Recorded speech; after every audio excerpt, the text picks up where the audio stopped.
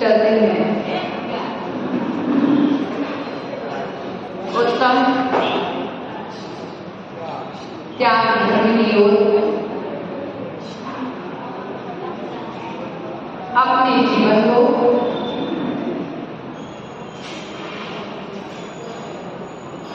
त्यागमय बनाने के लिए आचार्य भगवंतों ने कहा त्याग के पहले दान सीखना आवश्यक है।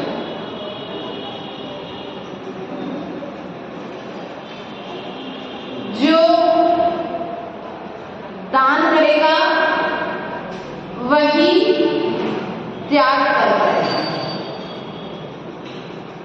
दान में और त्याग में बहुत बड़ा अंतर है। तुम्हारे पास जो वस्तु है उसका दान किया जाता है। तुम्हारे पास जो धन है उसका दान किया जाता है, लेकिन जो तुम्हारे स्वभाव को ढक रहा है उन अवगुणों का त्याग किया जाता है। स्वभाव की प्राप्ति के लिए जो नियम संयम आदि को धारण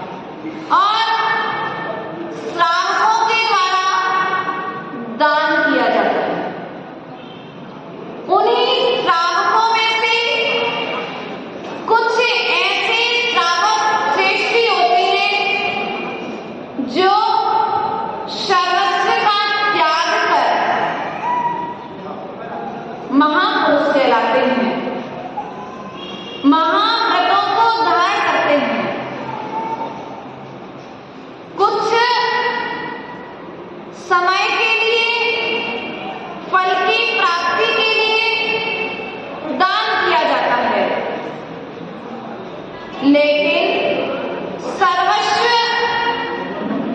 के त्याग से हमेशा के लिए शाश्वत सुख की प्राप्ति के लिए त्याग किया जाता है। तीर्थंकरों ने त्याग किया। त्याग धर्म मात्र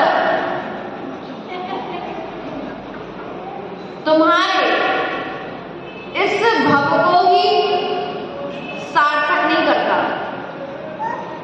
यह त्याग धर्म तुम्हारे लिए इस भाव में भी पूज्यता देता है और परभाव में भी पूज्यता प्रदान करता है। आचार्य भगवंत कहते हैं, संहितस्य योगम ज्ञानादि दानम त्यागम। साधु के योग्य ज्ञान आदि के उपकरणों का देना त्याग कहलाता है।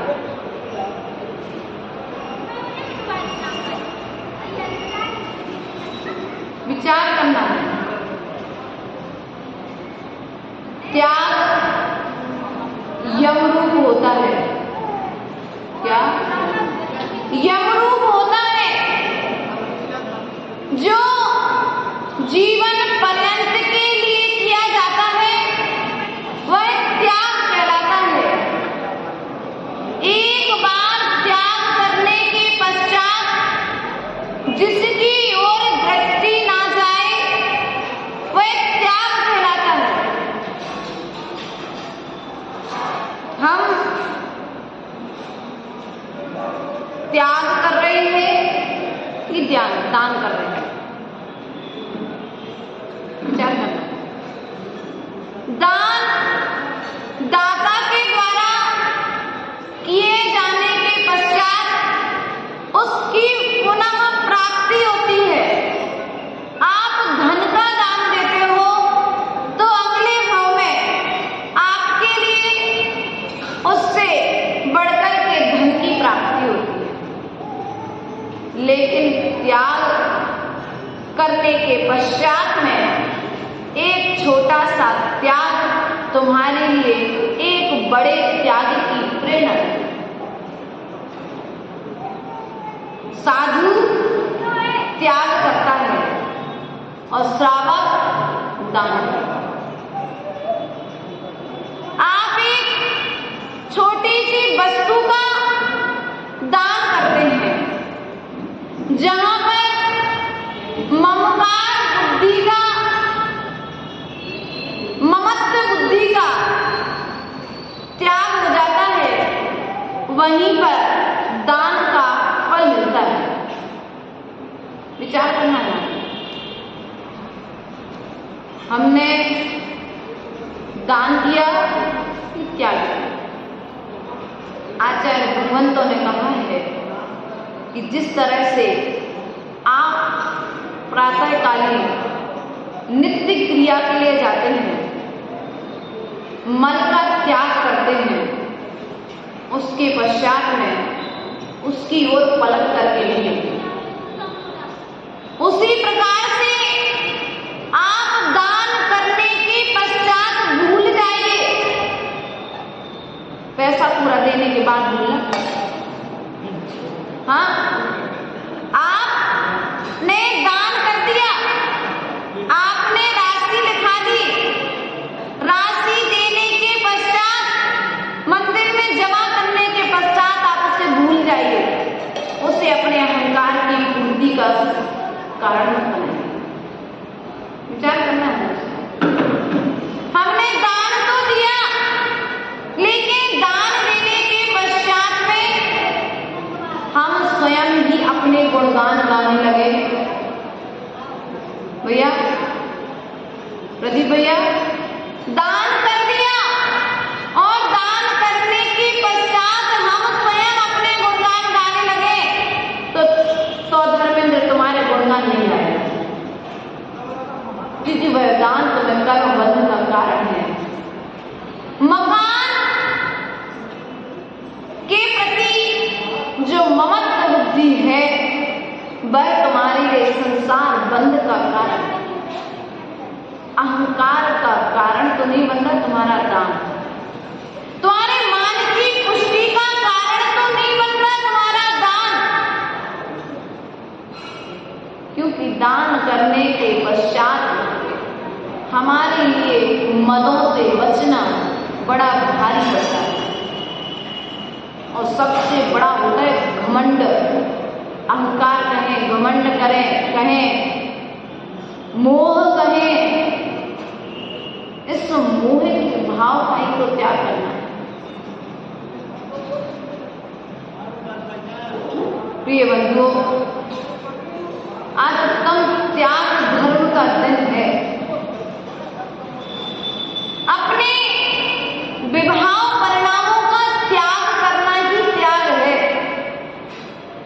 भोजन का त्याग करना आसान है, भूखे रहना बहुत आसान है, लेकिन विभाव गुणों का त्याग करना बड़ा कठिन है। और यदि हम कठिन मानकर के बैठ जाएं तो धर्म का रथ आगे नहीं बढ़ेगा, क्योंकि आचार्य भगवंत कुंद स्वामी ने धर्म रथ के दो पहिए कहे हैं। एक पहिया श्रावक है तो दूसरा पहिया साधु है। तो उन दानों के लिए आचार्य भगवंत ने श्रावक के लिए दान के 4 प्रकार बता दिए। दान 4 प्रकार, 4 संग को दीजिए। अब आचार्य भगवंत ने कहा कि वे 4 संग कौन से हैं जिनको दान देना चाहिए। तो आचार्य भगवंत ने कहा, पहला आहार दान। कौन सा दान? माता जी ने महिमा बता दिया। आहार दान देने से क्या होगा? तो आचार्य भगवंत कहते हैं, इस भाव में यदि तुम साधु के लिए, उसमें भी आहार दान के लिए भी पात्र का चयन करिए। सम्यक दृष्टि श्रावक होना चाहिए, देशव्रती होना चाहिए, महाव्रती होना चाहिए। इन 3 के अलावा चौथा पात्र दान के लिए भी बताया। उत्कृष्ट, जघन्य, मध्यम और जघन्य रूप में 3 भेद बता दिए। जघन्य पात्र है श्रावक, मध्यम पात्र है देशव्रती, उत्तम पात्र है महाव्रती। विचार करिए, यह आहार दान तुम्हारे लिए वर्तमान में दिख रहा है कुछ भी नहीं देगा। वर्तमान में तुम्हारे लिए कैसे भी करके तुम्हारे नगर में यदि कोई साधु आ जाए और चौका तुम्हारे घर में ना लग पाए तो समझना कि तुम्हारे घर में ईमानदारी की कमाई नहीं है। करोड़ों कमाते रहोगे लेकिन साधु के अंजलि में तुम्हारे ग्रास नहीं जा पाएगा।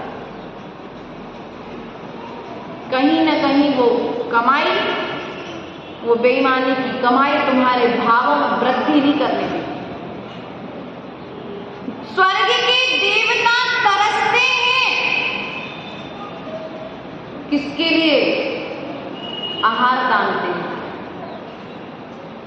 सौभाग्यशाली हो जो मनुष्य पर्याय में होते हुए तुम्हें आहार दान देने का सौभाग्य मिल रहा है। सौभाग्यशाली हो, इसको आसान मत समझना।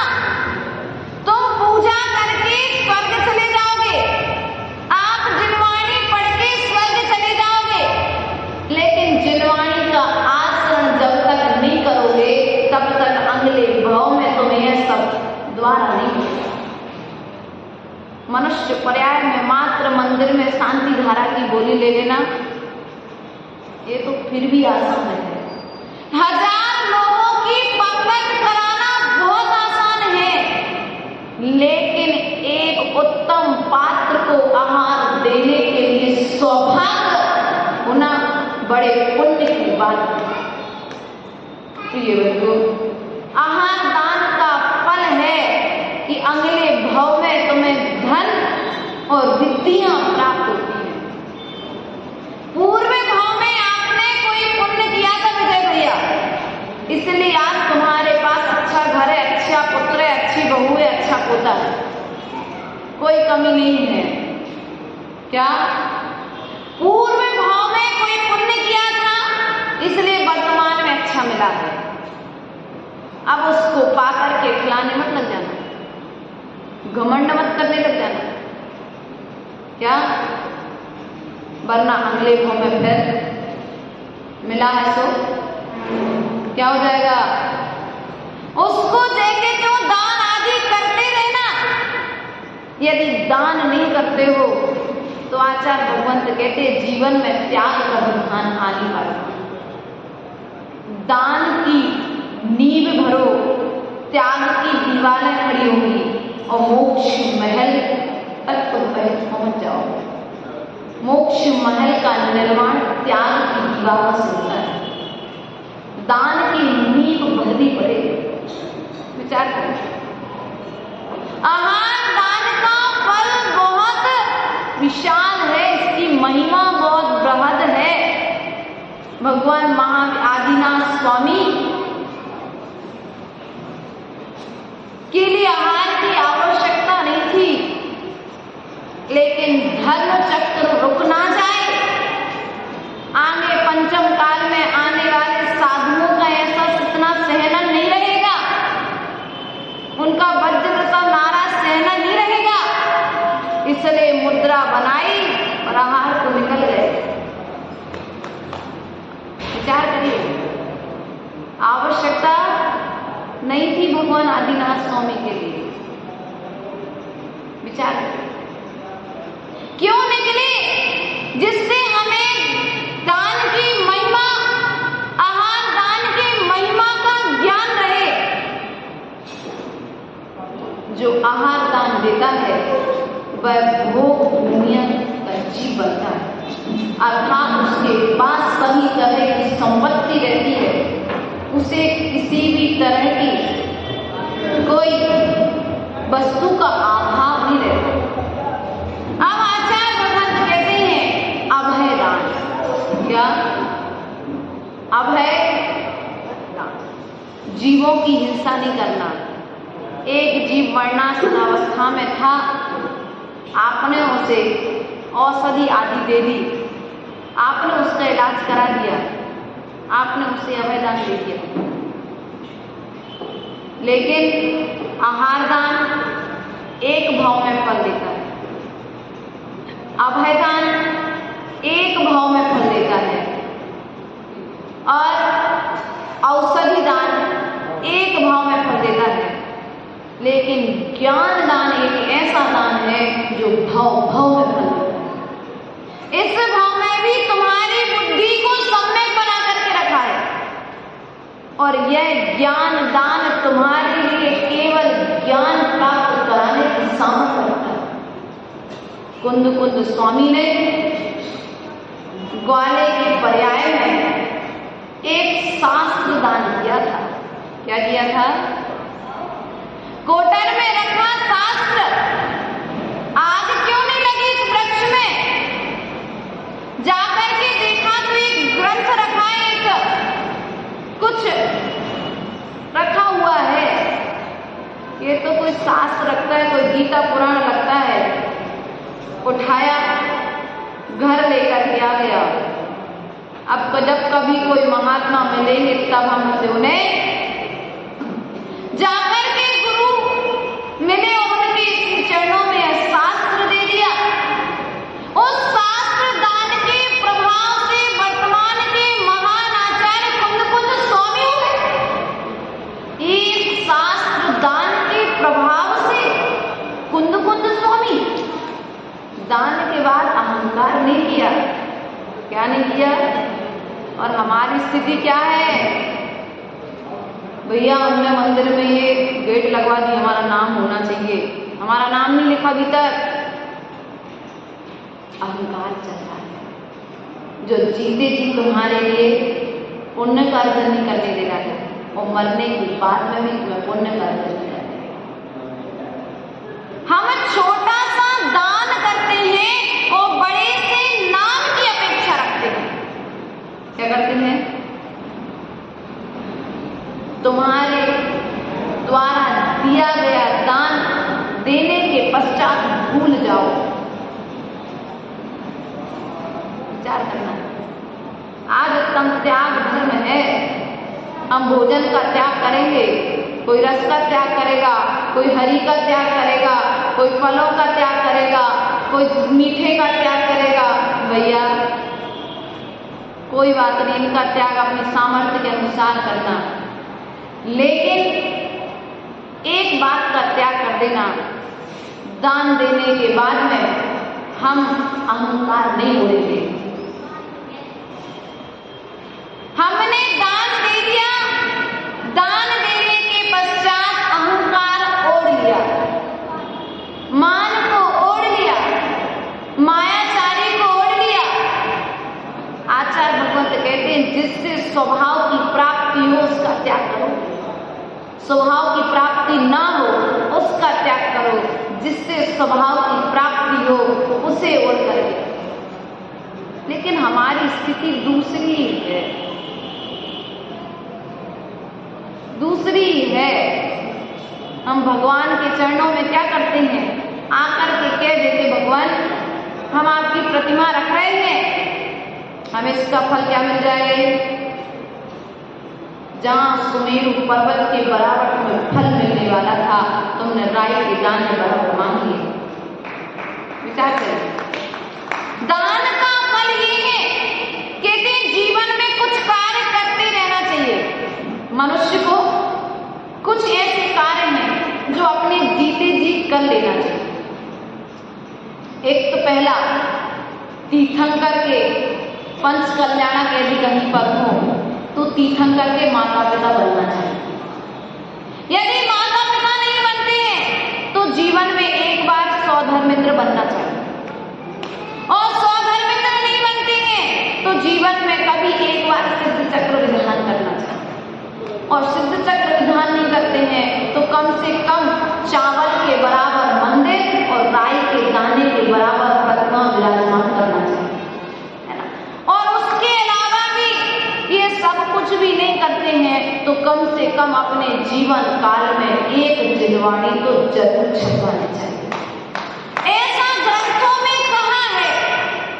इनमें से हमने कौन कौन से काम किए? माता पिता बने, नहीं बने। सौधर्मित्र बने, विधान ही नहीं हुए कभी। पंच कल्याणक हो गया, उस एक का चयन हो गया। हमने कभी सिद्ध चक्र विधान किए। विधानों का राजा कौन सा विधान है? सिद्ध चक्र विधान। और हमने विधान किया होगा, लेकिन भानपुर में। उसके पश्चात में प्रतिमाएं रख दी, प्रतिमाएं बहुत हो गई मंदिर में। इसके अलावा में शास्त्र रखे, हमने शास्त्र दान यूज तो किए हैं। अब शास्त्र बहुत सारे हैं मंदिर में। आपको लगता है मंदिर में शास्त्र बहुत सारे हैं, आप नहीं पढ़ते इसलिए आपको वो चीज बेस्ट लगती है, आपके लिए यूजफुल नहीं लगती है, अर्थात वेस्टेज लगती है, इतने सारे बेस्ट पड़े हुए। लेकिन वही शास्त्र यदि किसी साधु के हाथ में पहुंच जाए तो उन्हें तथ्य विशेष वही शास्त्र। विचार करिए, हमारी श्रद्धा कहाँ जा रही है? हमने अन्य क्षेत्रों में दान करना सीख लिया है और धार्मिक क्षेत्रों से विमुख होते चले जा रहे। क्या दान कहाँ कर रहे हैं? धर्म क्षेत्र में बोया गया दान, अर्थात क्या कहते हैं, एक ऊसर भूमि, खराब भूमि, बंजर भूमि में बोया गया बीज, और एक व्यवस्थित जो अच्छी साफ स्वच्छ भूमि में उभरी हुई, उसमें यदि बीज बोया जाए तो क्या होता है? बंजर भूमि में बोया गया बीज फल देता है क्या? उसी प्रकार से जो 7 स्थान आपको पूर्व में दान के बताए थे, जिन धर्म, जिन आगम, जिन चैत्र, पंचकल्याणक आदि, आहार दान आदि जो 7 क्षेत्र स्थान बताए थे जीर्णोद्धार के लिए, यदि कहीं पर आप दान देते हैं तो वह दान तुम्हें फल को देने वाला है, अन्यथा बंजर भूमि में बोया गया बीज कोई फल को नहीं देता है। उसी प्रकार से अन्य क्षेत्रों में दिया गया दान फल को नहीं देता है। कुफल को तो देता है, क्या कुफल को तो देता है लेकिन फल नहीं देता है। एक सेठ जी का उदाहरण मैंने आपको बताया था पूर्व में कि उन्होंने 1 रुपया दान दिया। उन्होंने रास्ते चलते एक भिखारी को 1 रुपया दान दिया। उस भिखारी ने जाकर के 1 रुपए का तार खरीदा और तार खरीद करके मछली का जाल बनाया। जाल बना करके इधर मछली को ये विक्रय करके हिंसा करके मारता चला जा रहा है, बेचता चला जा रहा है। इधर सेठ के घर की संपत्ति, उस दान की पहले क्षेत्र चुन लीजिए, दान कहाँ है, दान का स्थान देख लीजिए कि दान देना कहाँ है। तुम्हारा दान तुम्हें कहाँ पर फल देगा और कहाँ पर फल नहीं देगा। जहां से देखो अपन तो बनिया ही है, बनिया हो कि नहीं है। बिजनेस में तुम लोग उसी बिजनेस में पैसा लगाते हो जिसमें तुम लोग के लिए फायदा हो। जहाँ फायदा ना हो वहां पर अपना पैसा भी गवाते हो क्या? नहीं डालते ना। तो आचार्य भगवान कहते हैं जहां पर दान देने से, जहां पर त्याग करने से तुम्हें रिटर्न मिलने की उम्मीद हो, वहां पर दान करो। ये जो 7 स्थान हमने आपको बताए हैं, जिन मंदिर में, जिनालय में, जिनालय की रिपेयरिंग चल रही है, किसी तीर्थ क्षेत्र का जीर्णोद्धार हो रहा है, जिनवाणी का प्रकाशन हो रहा है, कहीं पर पंचकल्याणक प्रतिष्ठाएं हो रही हैं, कहीं पर गुरुओं की औषधि के लिए, आहार दान आदि के लिए जो दान दिया जा रहा है, ये तुम्हें रिटर्न में फल देने वाला है। थोड़ा फल नहीं देने वाला, बहुत फल को देने वाला है। इसलिए दान देकर के आज त्याग धर्म के दिन एक ही नियम लेना, दान देने के बाद मैं अहंकार नहीं करूंगा। हमने दान दिया और अहंकार कर लिया तो हमारा वह दान भी दान नहीं है, अर्थात वह दान भी हमारे लिए अशुभ का कारण बन गया, अशुभ गति के बंध का कारण बन गया। ऐसा विचार हमें निरंतर करते रहना चाहिए। आज त्याग धर्म पर हम अहंकार से बचें, दान के साथ नाम का त्याग होना चाहिए, दान के साथ नाम का त्याग होना चाहिए, तभी त्याग धर्म मनाना सार्थक है, वरना धर्म आएगा और आकर के चला जाएगा। इसलिए इस धर्म को सार्थक करने के लिए, आज के इस दिन को सार्थक करने के लिए हमारे लिए नाम के साथ, दान के साथ नाम का त्याग कर देना चाहिए। छोटा दान करो या बड़ा दान करो, क्योंकि जब एक गरीब दान देता है तो पूछने नहीं आता सेठ जी मेरा नाम कहाँ लिखा, लेकिन जब बड़ा दान करता है तो पहले नंबर पूछने आता मेरा नाम कहाँ लिखा। गरीब के मन में त्याग का भाव होता है और अमीर के मन में नाम का भाव होता है। इसलिए दान दोनों करें, त्याग दोनों करें, लेकिन त्याग दान के साथ नाम का त्याग करें। मेरा नाम हो या ना हो, मैंने अपना काम अच्छे से कर लिया, क्या मैंने अपना काम ईमानदारी से किया है, मैंने अपना नाम अच्छी स्थान पर लगाया है। इस मंदिर में मेरा नाम लिखा जाए या ना लिखा जाए, लेकिन मेरा नाम स्वर्गों में जो नंदीश्वर आदि जिनालय बने हुए हैं वहां पर तो लिख चुका है, क्योंकि जो यहाँ पर जिनालय बनाते हैं उसे स्वर्ग में जिनालय बने बनाए मिलते हैं। जो यहाँ पर प्रतिमा रखता है उसे स्वर्गों में प्रतिमाएं बनी मिलती है। लेकिन कौन?